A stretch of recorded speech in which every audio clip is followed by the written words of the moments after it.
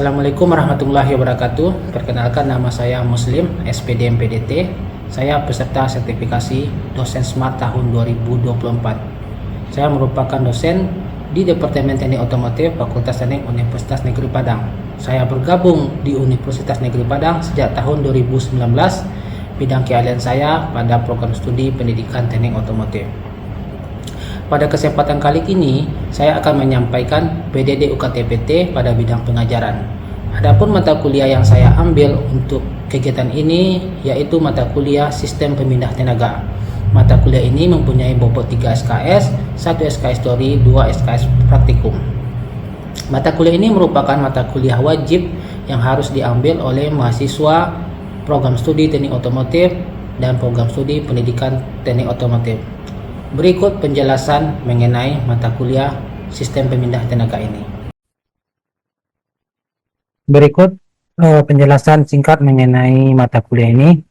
Mata kuliah Sistem Pemindah Tenaga merupakan mata kuliah yang mempelajari prinsip dasar otomotif, yaitu jenis, fungsi, dan karakteristik sistem pemindah daya pada kendaraan, di mana bagian-bagian dari mesin, kopling, transmisi, propeller shaft, universal joint, gardan atau diferensial, sampai pergerakan poros roda dan pengenalan power take off atau PTO dalam suatu sistem yang terintegrasi. Adapun cara kerja dan sistem teknologi terbaru ditambahkan sebagai dasar acuan kemajuan teknologi. Ini merupakan CPMK yang akan dibagi menjadi sub CPMK untuk diklasterisasi menjadi 16 kali pertemuan. CPMK yang pertama, capaian pembelajaran mata kuliah tentang penjelasan konstruksi dasar sistem pemindah tenaga pada unsur sikap. Poin ke-6, ini tahun pertama, keterampilan umum 3, 4, 8, dan keterampilan khusus yang pertama. Kemudian CPMK yang kedua tentang unit kopling dan mekanisme penggerak. Yang ketiga tentang transmisi manual dan Excel mekanisme penggerak transmisi. Kemudian berikutnya tentang transfer, transmisi otomatis, dan propeller shaft. 5. Tentang permasalahan dan kerusakan universal joint, diferensial, dan axle shaft. Yang terakhir tentang power take off dan winch pada kendaraan ringan. Kemudian ini merupakan bahan kajian selama 1 semester. Untuk CPL atau untuk CPL-nya sudah dirangkum seperti ini dan sudah dibuatkan FGD-nya sehingga menghasilkan CPL masing-masing. Untuk RPS ini adalah sebagai berikut. Nah, berdasarkan diagram instruksional atau diagram ALIR analisis pembelajaran mata kuliah SPT ini, ada 16 kali pertemuan berdasarkan CPMK menjadi sub CPMK. Minggu pertama tentang konstruksi dasar sistem pemindah tenaga, kedua lanjut tentang unit kopling, ketiga tentang mekanisme penggerak, minggu kelima 4 tentang transmisi manual, minggu kelima tran Excel, minggu keenam tentang transmisi otomatis, kemudian transfer 8 semester, lanjut 9-10 tentang transmisi otomatis, propeller shaft, kemudian 10 tentang universal joint, 11 diferensial dan axle shaft, terakhir PTO dan winch. Kemudian untuk referensi ada terbagi dua, referensi utama yang digunakan dalam proses pembelajaran, yang kedua adalah pendukung. Kemudian dalam kegiatan praktikum di labor nanti mahasiswa akan diberikan job sheet yang berisi langkah-langkah atau prosedur dalam proses pembelajaran di labor. Ini merupakan tim teaching atau masing-masing dosen pengampu pada mata kuliah SPT ini. Kemudian ini mata kuliah bersyarat, semua mata kuliah bersyarat ini harus lulus terlebih dahulu agar bisa mengambil mata kuliah sistem pemindah tenaga. Dan untuk kejelasan minggu pertama itu untuk pertama sekali orientasi kelas, kemudian penyampaian kontrak perkuliahan, kemudian baru membahas materi tentang konstruksi sistem pemindah tenaga secara umum. Bentuk kuliah teori, kemudian yang kedua kegiatan praktikum atau praktik di labor. Kemudian metode pembelajarannya nanti di awal akan dilakukan dulu presentasi mengenai materi, kemudian mahasiswa akan dibentuk diskusi berdasarkan langkah-langkah atau sintak dari project based learning. Kemudian ini estimasi waktu yang digunakan, 1 SKS teori, kemudian 2 SKS untuk kegiatan praktikum. Kemudian pengalaman belajar yang didapat mahasiswa, dan berikut penilaian kriteria bentuk, indikator, sehingga dan bobot terakhir. Seluruh hasil bobot ini nanti akan dikalkulasikan menjadi total keseluruhan adalah 100%. Untuk proses pembelajaran nanti akan dipakai minggu kedua, yaitu tentang unit kopling serta penguasaan konsep pada keterampilan 3, afektif ketiga, dan psikomotor yang ketiga. Nah, proses kuliahnya seperti ini. Lanjut, untuk proses kriteria penilaian, tugas dan lain-lain atau absen ini 10%, UTS mid semester 15%, UAS 25%, dan kegiatan project based learning-nya 50%. Hal ini merupakan penilaian portofolio. Ini adalah untuk nilai praktikumnya nanti.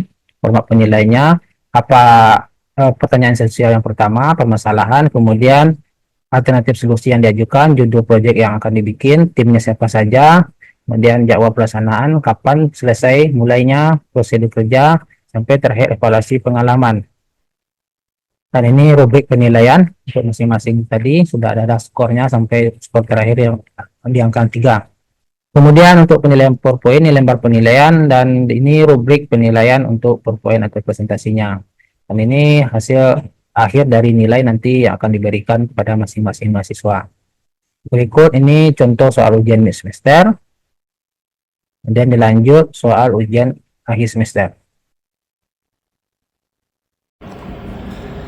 Demikianlah penjelasan mengenai mata kuliah Sistem Pembinaan Tenaga. Untuk kegiatan pembelajaran, silakan dilihat pada video berikut ini. Terima kasih. Assalamualaikum warahmatullahi wabarakatuh. Waalaikumsalam warahmatullahi wabarakatuh. Selamat pagi semua. Pagi, Pak. Sudah makan? Sudah, Pak. Sudah minum? Sudah.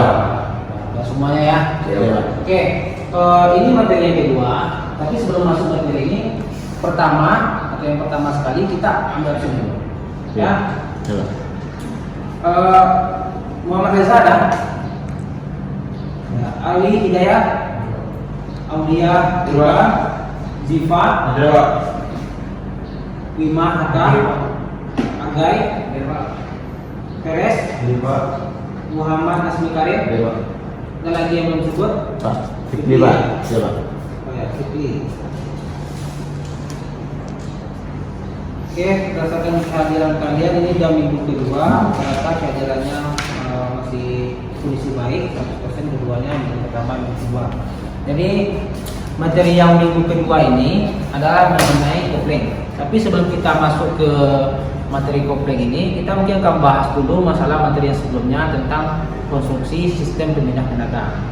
Nah, siapa yang tahu apa aja komponen utama dari sistem pembinaan tenaga? Yang tahu? Komponen-komponennya mulai dari kopling, terus apa lagi? Nah, sudah tahu? Nah, coba. Ada kopling, lalu transmisi, Diferensial. poros propeller, gardan, dan poros Excel. prosesnya. Yang lain? Terus, Pak. Yang pertama itu ada kopling, Pak. Lalu ada transmisi. Setelah itu ada proposal. Setelah itu ada diferensial dan aksesal. Oke. Nah, sekarang untuk minggu kedua ini kita bahas materi tentang unit kopling. Ya. Kita yang tahu apa itu kopling?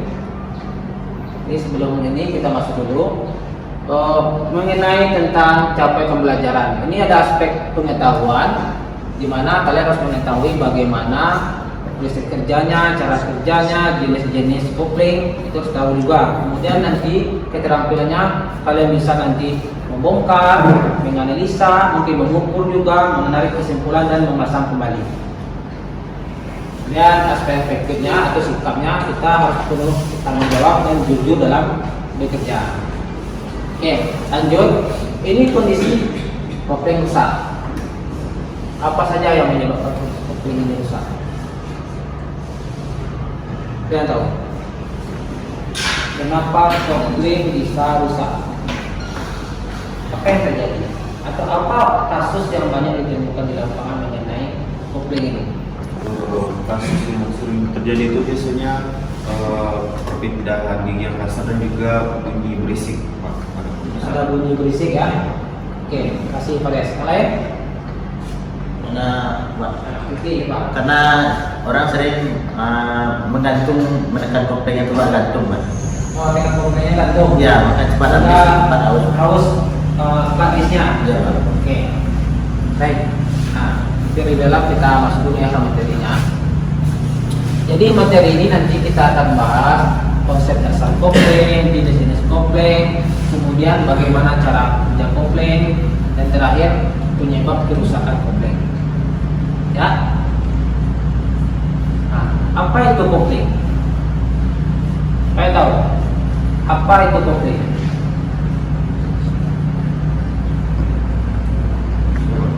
Nah, coba pada kali.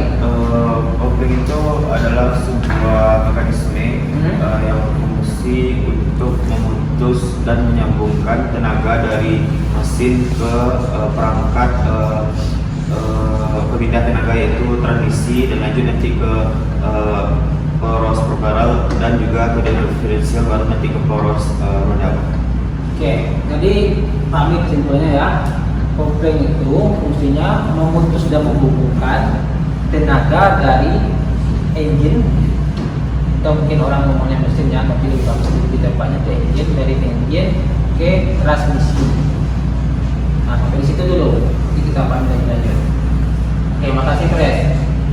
Jadi memang benar kata Pres, itu kopling adalah suatu mekanisme pindah tenaga yang berfungsi untuk menghubungkan dan memutuskan tenaga dari sumber tenaga atau dari mesin menuju ke roda kendaraan. Tapi kalau secara khususnya itu dari engine ke transmisi, karena posisi kopling di tengah-tengahnya. Nah, kalau kita lihat di sini, ini posisi kopling ini. Nah, ini yang transmisi tadi. Ya, jadi keseluruhan ini SPT ini, sistem pemindahan tenaga, mulai dari kopling masuk ke transmisi, terus propeller shaft atau PPS tidak kenal, terus diferensial atau gardang, dan ini keduanya proses sel belakang. Kalau depan ini proses sel depan, ya, proses penggerak pada depan, proses penggerak pada belakang. Oke, secara umum kopling ini dibagi terhadap tiga. Ada namanya kopling gigi. Ini proses pertautannya seperti ini, proses penyambungannya seperti gigi-gigi yang bertautan, yang biasa kita temukan di lapangan. Nanti yang akan banyak kita pelajari tentang kopling gesek. Kemudian yang ketiga ada kopling hidrolik. Ini kebanyakan kopling hidrolik ini lebih ke arah transmisi otomatis. Jadi kalau transmisinya otomatis, itu sudah pasti kopling yang digunakan, kopling yang digunakannya ini otomatis. Tapi yang manual adalah kopling gesek. Ya, kemudian berdasarkan dari lingkungan kerja ada kopling basah namanya. Itu biasa ditemukan pada sepeda motor, di terendam oli. Ya, ada juga yang kedua kopling kering. Kopling kering ini ya pada kendaraan nanti kita akan bongkar di lapangan di workshop mana itu kopling kering. Dan kalau kopling basah, kalau ada memang ada contohnya di workshop, nanti kita coba lihat. Oke, lanjut ya. Kemudian ada tipe kopling piringan. Ini yang biasa digunakan pada kendaraan ringan seperti ini yang sekarang. Kalau yang tipe con atau con clutch, ini untuk kondisi sekarang ini kita jarang digunakan. Lebih banyak contoh di sini. Karena penggunaan ini lebih simpel, dari segi biaya ini lebih hemat, dan lebih perawatan atau lebih mudah untuk proses perawatannya. Nah, kemudian kalau dari segi penekannya, ini kan ini akan ditekan ini. Ini ada yang tipe spiralnya, ini ada yang tipe diagramanya. Diagrama itu kayak piringan seperti ini ya. Ini paketnya piringan bentuknya. Nanti kita jelaskan satu persatu komponennya. Nah, dari tipe penekannya ada tipe diagrama, ini yang tipe kuat, dan ini ada di pusat nanti. Oke.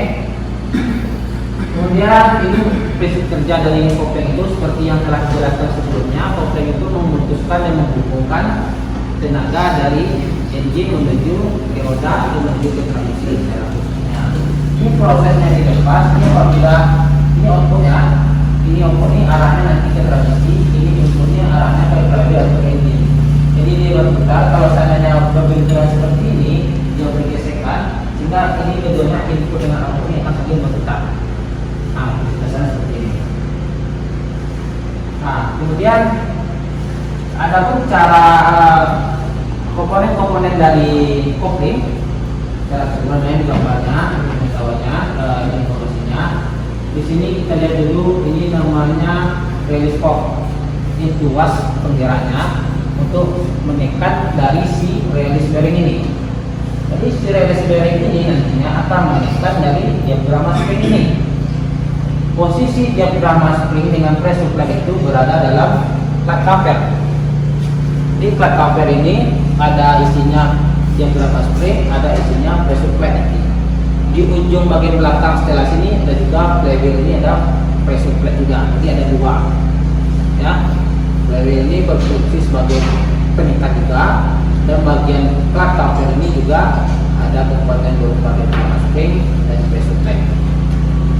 Nah, ini sembari saya menjelaskan namanya, juga bisa dijelaskan fungsinya. Ini release pop untuk menekan. Yang ditekannya apa? Release bearing ini. Release bearing ini akan tertekan mendorong si diafragma ini, sehingga diafragma ini terdorong, tertariklah, lepas. Ya, ini terdorong diafragma ini sehingga plat di sini, plat di sini, plat di sini akan bebas. Di plat di sini nanti ada komponen kecil, ada namanya itu bumper, ya, atau pegas bumper. Pegas itu fungsinya nanti saat ini lepas antara press supply yang ada di flywheel dengan press supply yang ada di plat cover ini, damper spring ini akan bekerja untuk penahan kejutan. Tapi kalau nggak ada damper spring ini, kejutan akan sangat terasa sekali dan juga bisa mengakibatkan plat di sini patah. Itulah gunanya, sama kayak di mobil atau sama seperti di sepeda motor, kan ada seperti pegas atau shock absorber, atau mungkin waktu kuliah nanti mau mengambil KRS kalian di tingkat berikutnya itu ada namanya suspensi. Nah, itu jadi seperti itu sebagai peredam kita. Nah, ini videonya tadi.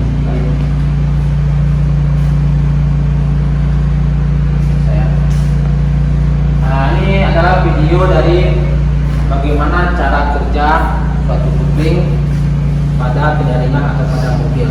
Dan ringan itu mobilnya lebih kecil. Kalau mobil besar itu bukan jaringan lagi ya. Nah, silahkan dinonton.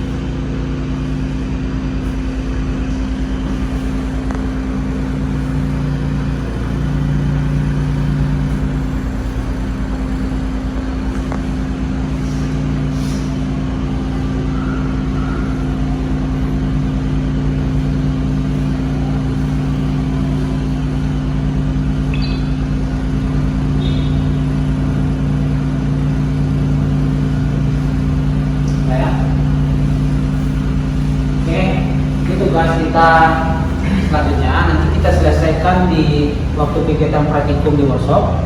Nah, kalian diskusikan dulu. Di sini nanti bikin grup, satu grup itu beranggotakan 4 minimal sampai 5 orang. Dengan jumlah kalian ini, kalau bisa bikin 3 grup, bikin 3 grup. Tapi kalau cuma bisa kita 3 grup. Kemudian kalian diskusikan nanti apa kerusakan umum yang terjadi pada kopling tersebut. Kalau sudah dapat nanti tolong dipresentasikan. Nah, kita selesaikan permasalahan ini dengan apa saja penyebab kerusakan terjadi, bagaimana solusi untuk menyelesaikan permasalahan itu. Paham kan? Paham. Kemudian nanti kalian bikin jawab penyelesaiannya. Jadi selesai idenya seperti ini Pak, solusinya seperti ini. Untuk mempertajam permasalahannya kita nanti pergi ke workshop. Kita bongkar apa itu kopling, kita lakukan pengukuran, kita analisa apa saja kerusakan-kerusakan yang mungkin timbul pada komplain tersebut.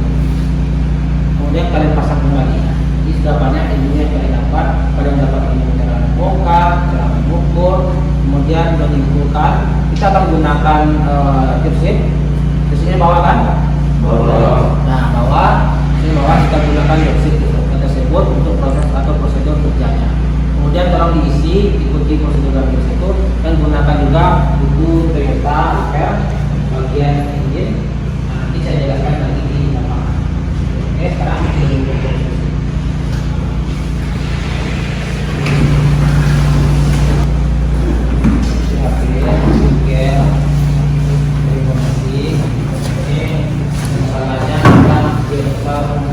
kerusakan yang mungkin terjadi. Pak.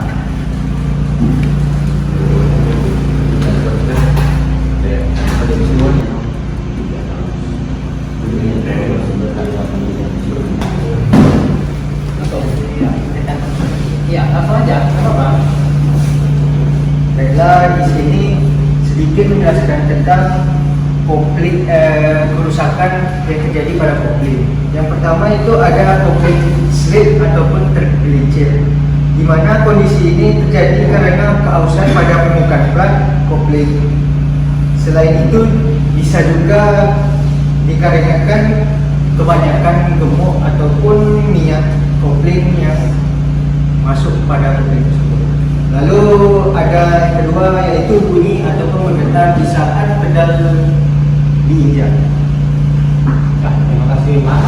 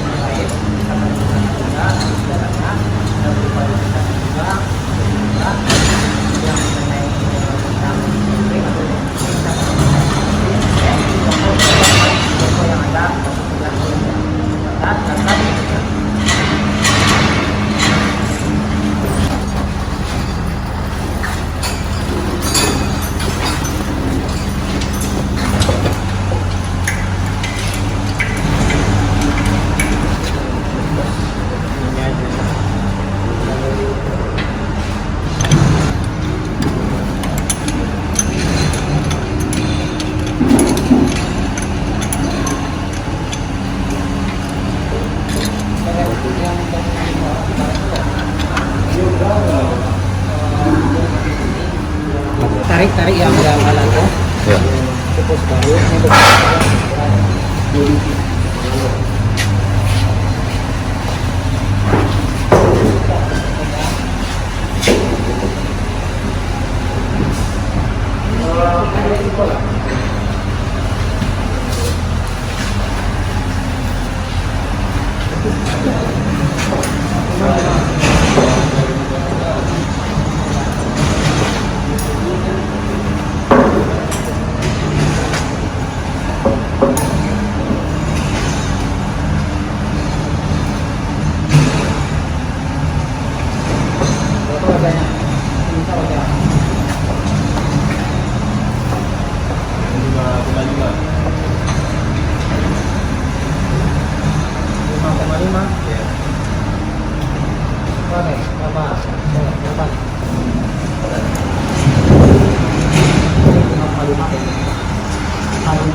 kan posisinya ada di sini kan posisinya kan memang pakai ini.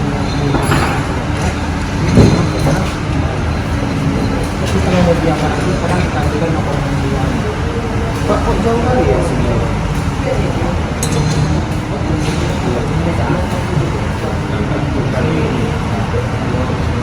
Berarti untuk penyampaian nanti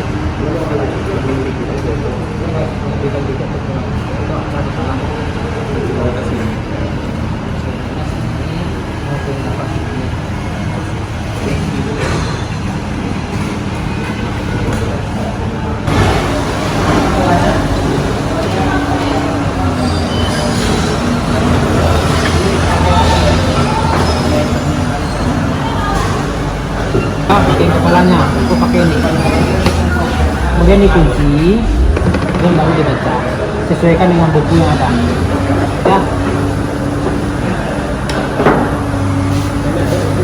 Nah, Pak, setelah dilakukan pemeriksaan pada detektor praktikum ini didapatkan itu pemeriksaan kedalaman paku keling dan untuk standarnya itu sekitar standarnya itu 0,3 mili. Kemudian didapatkan hasil pengukurannya 0,5 mili, Pak. Nah, kesimpulannya itu bahwa klat jas ini sudah layak diganti, Pak, dan sudah tidak layak untuk digunakan lagi.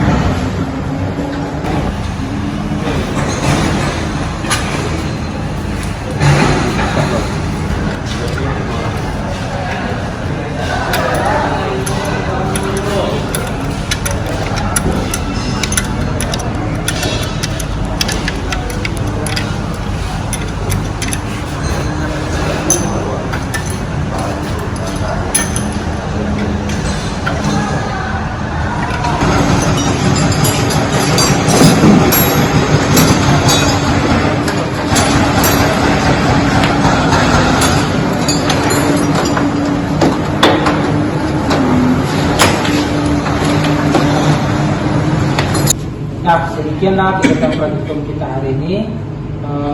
Apa ada permasalahan dalam kegiatan praktikum ini? Tidak, Pak. Untuk sementara tidak ya. Jadi kita sudah mengetahui bagaimana cara proses pembongkaran, bagaimana proses pengukuran dan pemasangan kembali. Nah, berdasarkan hal tersebut kita bisa menganalisa kerusakan yang mungkin terjadi. Nah, dan perlu nanti dipastikan juga kalau dipelajari lagi di rumah nanti nama-nama komponen itu wajib dihafal. Yang nama bahasa Inggrisnya atau bahasa Inggris. Oke, untuk menutup perjumpaan kita hari ini kita bacakan hamdalah. Alhamdulillah. Assalamualaikum warahmatullahi wabarakatuh. Waalaikumsalam warahmatullahi wabarakatuh. Terima kasih, Pak.